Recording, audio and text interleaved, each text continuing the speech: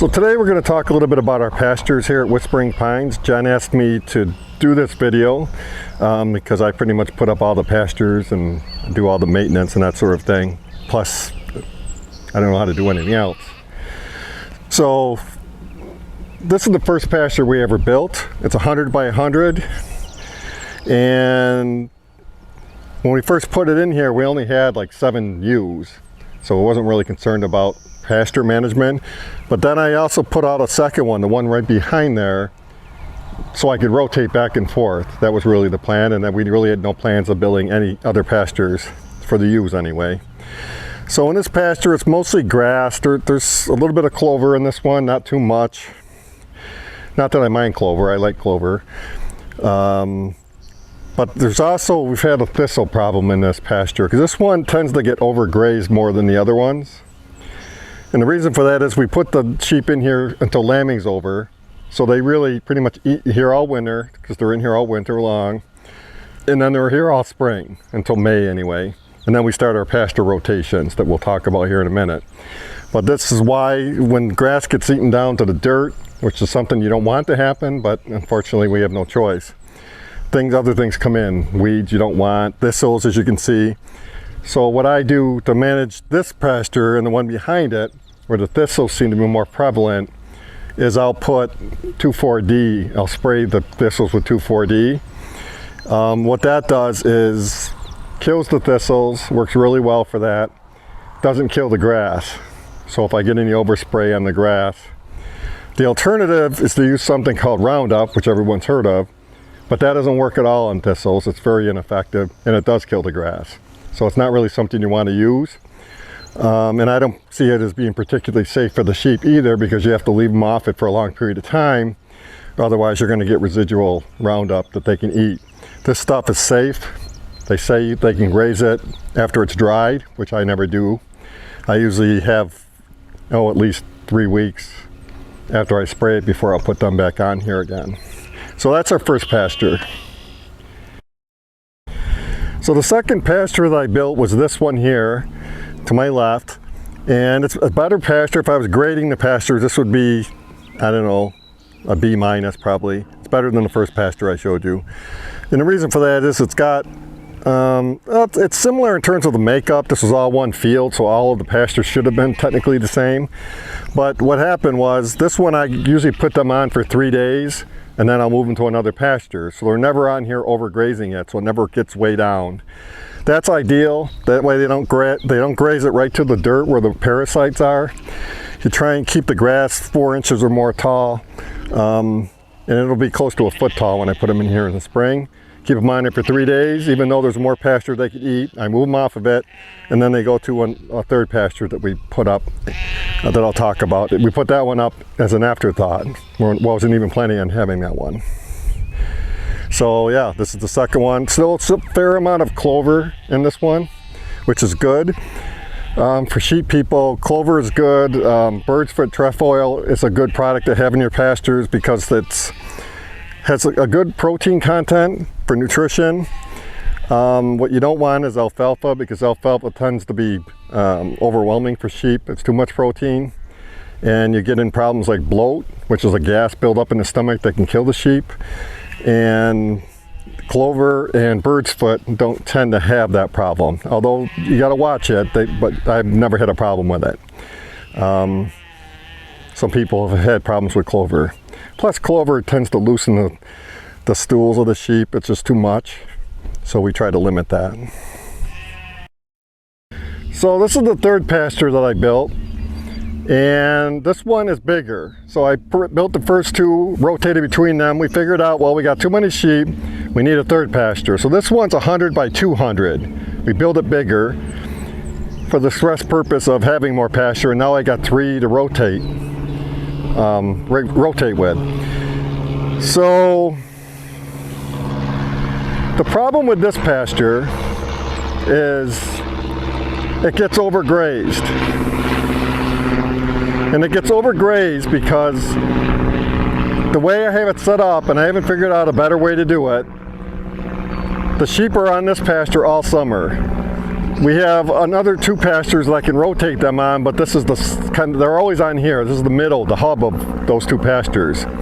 So they'll spend all summer in the big pasture that we're going to show you next, but they have to go through here to get there, so they'll eat this down. And there's a lot of crappy grass now, I don't even know what it is, that they don't like to eat, and I like to mow it when I can to keep it down. And let the other grass grow up around it.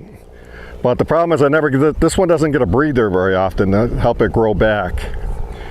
So even though it's the second biggest pasture we built, it's just well, it's the same as the other pasture, but it's one of the bigger ones that we have.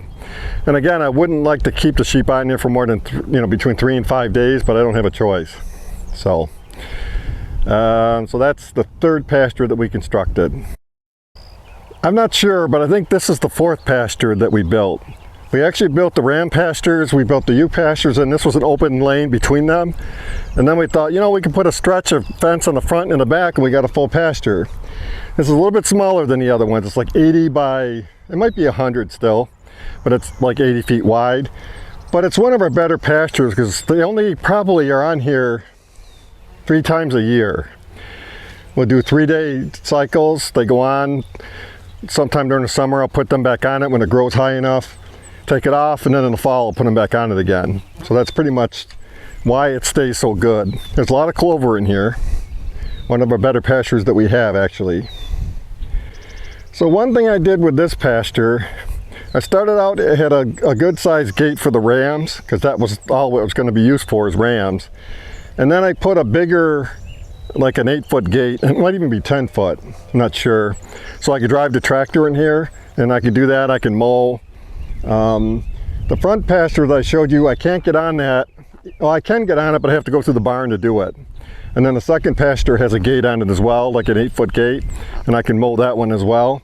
So I try to put the bigger gates on all of them so that I can get at them with a tractor if I have to. And this one we put in a couple of, there's a playhouse there, and then there's a calf hut we put in there. And we did that because we were experimenting with a couple of different things. One of them was having breeding groups in this pasture. But the problem I found with that is this is too wet. When we come breeding time, this pasture is too wet to use, so it hasn't really worked out for that. But we left the calf hutch in there anyway. So this pasture is a good 100 by 200 feet, same as the one we just did.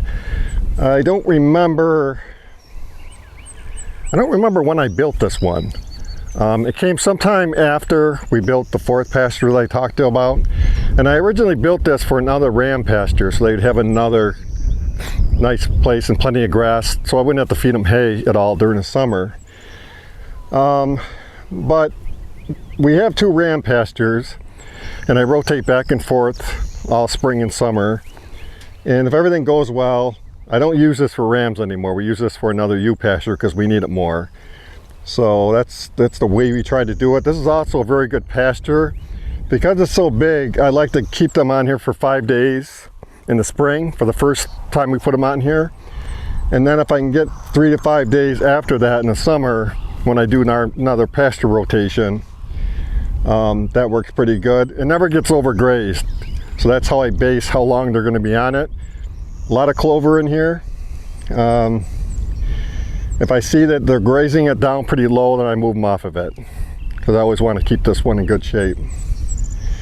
I have fertilized it before, although I didn't do that this year, and I did mow it this year.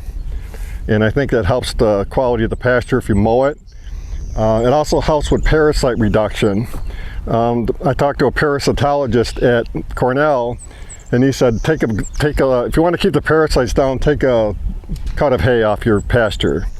And he didn't know why. I think the reason is when you take the cut of hay off, you cut the grass down low, and allows the heat and the sun to get at it, get at the soil, and it kills the parasites. Whereas if you keep it tall, it keeps it nice and shaded at the bottom where the roots are, and that's usually a problem. So I think that's the reason, but we did that with this one, and I haven't really done that with the other ones. I did mow our bigger pasture this year, but that was for a different reason. Okay, this is the last pasture that I've put up. Again, never thought we'd have a use for it. We bought this land, we have 23 acres, we never thought we would ever pasture much of it, or use most of it, so we kind of wondered what we were going to do. Well, this goes all the way back just about to the woods you see back there, that tree line. It's 300 feet wide, and I don't even know how long it is, I can't remember. It's like, I think 700 feet deep, or more, I'm not sure. The sheep, as I said before, they'll spend most of the summer on this because it's so big. Again, when I don't know if I really have a good rule of thumb, but at a certain point I'll look at the pasture, see how they're eating it, and then I'll take them off of it and do a pasture run through the other pastures that I talked about earlier. So that keeps them grazed so they don't get overgrown. And then it also keeps, so they get a fresh set of, hopefully a cleaner pasture parasite-wise. Quality-wise, this is pretty good. Unfortunately, it does get overgrazed because come July and August, we tend to run out of pasture space because of the number of sheep that we have. It's not unusual, especially if it's a drought year, that we keep them on the front pasture, in the first pasture that I showed, and we start them on hay again. So, and then as soon as this comes back to a certain level and the other pastures come back, then we can get them off the hay. So we'll usually keep them on hay for about a month, 4 to 6 weeks. Again, it depends on the year. If it's a good growing season, maybe not. But in the summers here, we tend not to have, it varies, but we tend not to have a lot of rain, I think, like most places. Sometimes you get a good summer. It's also interesting that you can notice the fleece quality varies by that. So what I mean is, on a droughty summer where we're doing a lot of hay, the fleeces tend to be finer next spring, micron wise. And if it's they're on pasture all year and it's a good growing season, a lot of rain, they tend to have a lot of clover, protein, and the microns go up. You can see it. It'll be across the board. You can see our microns vary by type of growing season that we have. Does it change a lot? It can. It can be on average 2 to 3 micron difference, but it's usually not that extreme. But certainly a couple microns every year. We'll see variations. They all go up, they all go down the next year. And you have to look at the fleece and see what it looks like, see whether or not you think it's still a good quality fleece, even though the micron might be a little higher. But it is very much pasture and feed dependent. Okay, so this is the first ram pasture I built, and I'm going to put the rams over here tonight. And so I'm looking to see whether this is really sprung back enough and the growth is high enough, and it is. It looks pretty good.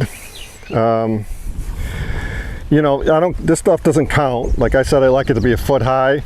This doesn't count because this is just weeds that head out, and they don't really like those anyway. The only way I can manage that is to mow it, and hopefully the grass comes back faster than the weeds. So when I look at the grass is only maybe 6 to 8 inches tall, which is not really what I like. But it's a balancing act between that and the weeds getting bigger, and it's just time to move them over here because they pretty much eaten everything over there. And you can see there's quite a bit of clover in here. These are clover buds. That looks really good. I would say for this pasture, this is pretty much as good as it gets, considering I've had them on here all winter and spring, and then I moved them over there, I don't know, 3 or 4 weeks ago, I guess they've been over there. And it came back pretty well.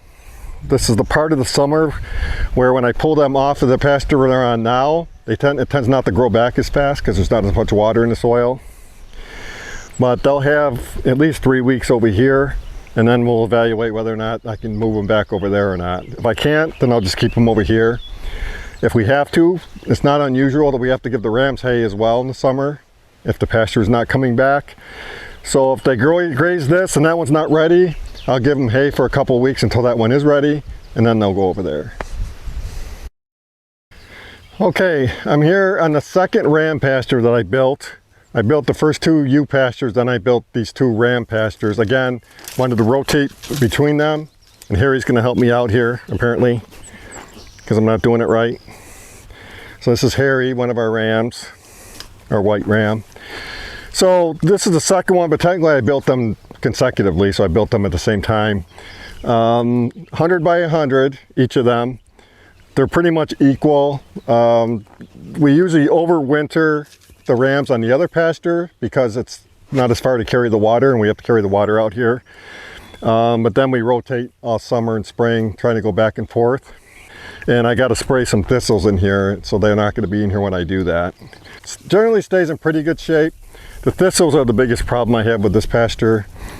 And it probably gets used less than the other one, so it stays in better condition. And that's pretty much it. The rams are coming over to have a look.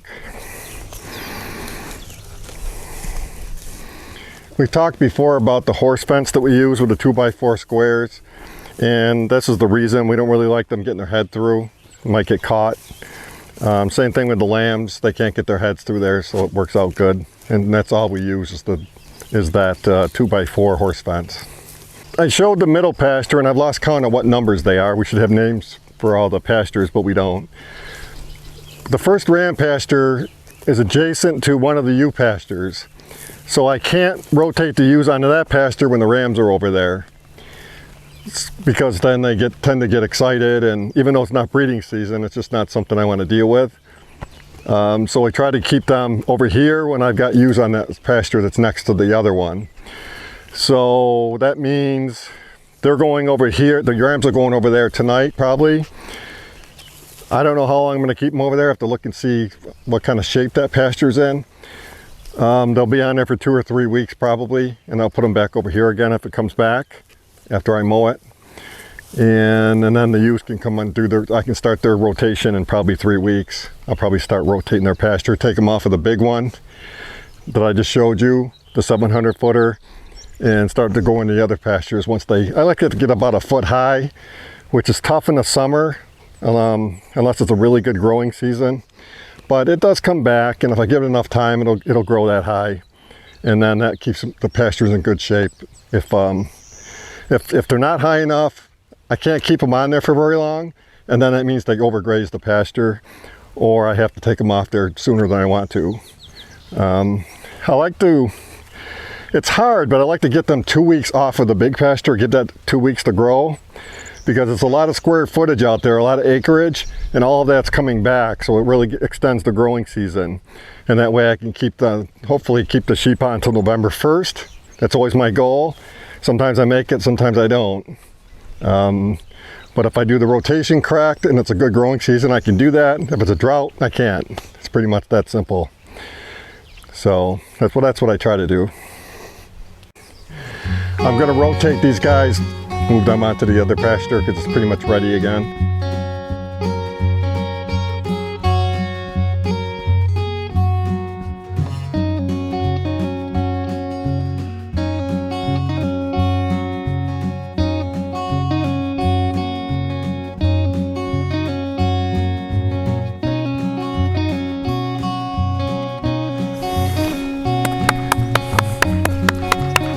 Come on! Got some good grass over there.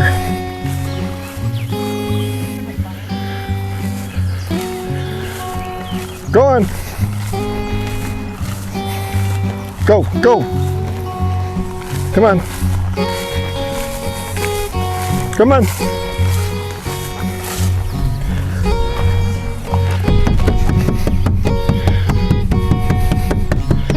Come on!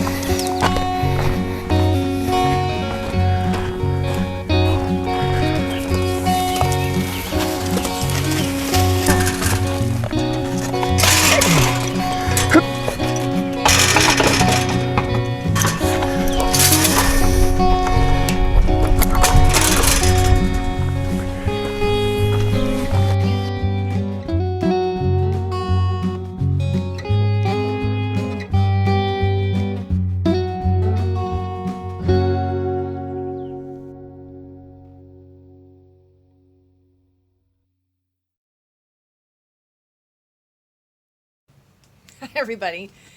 So this next video is part of a Google advertising campaign. I've been working on my Google ads with a company. They've been consulting and helping me. And this ad is something they're going to be running with a new program that Google just introduced called Performance Max. And they asked me to make a video, like an ad. So I took a shot and I just wanted to share it with you guys.